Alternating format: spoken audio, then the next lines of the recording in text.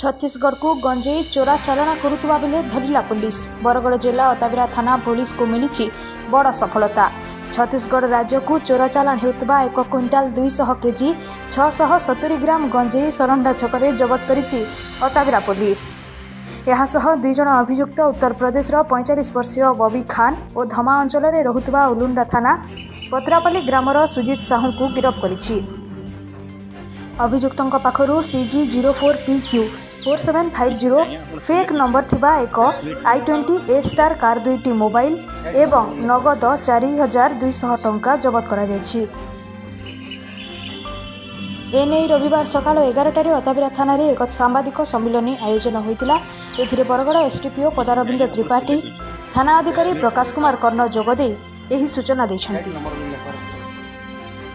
IIC Attabira गोटे खबर पाइले जे किसी इलीगल गंजा ट्रांसपोर्ट होची धमा संबलपुर एरिया रू छत्तीसगढ़।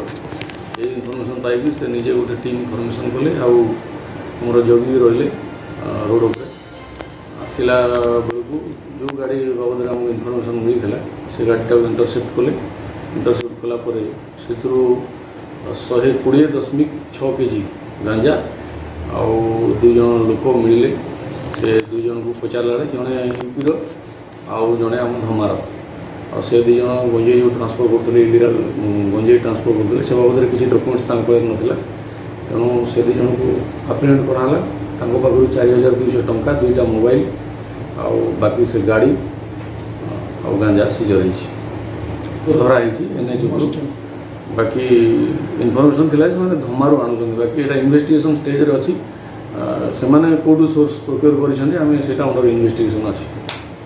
तो आमे सी वेरीफाई करूछु कंसर्न डिक्लेरेंट पुलिस स्टेशन मानकर कोन डिटेल्स अछि आगु कोन इन्वॉल्वमेंट अछि सब जना पड़े। 2 जन लोक अरेस्ट होइछंदी। तांको पाखरु 120.6 केजी गंजेई 4200 टंका 2टा मोबाइल आउ से जो कारटा व्यवहार करथि सेटा सीजर जणे हेले बबी खान ते तांकर घर उत्तर प्रदेश आउ सुजित साहू हमर धमा संबलपुर।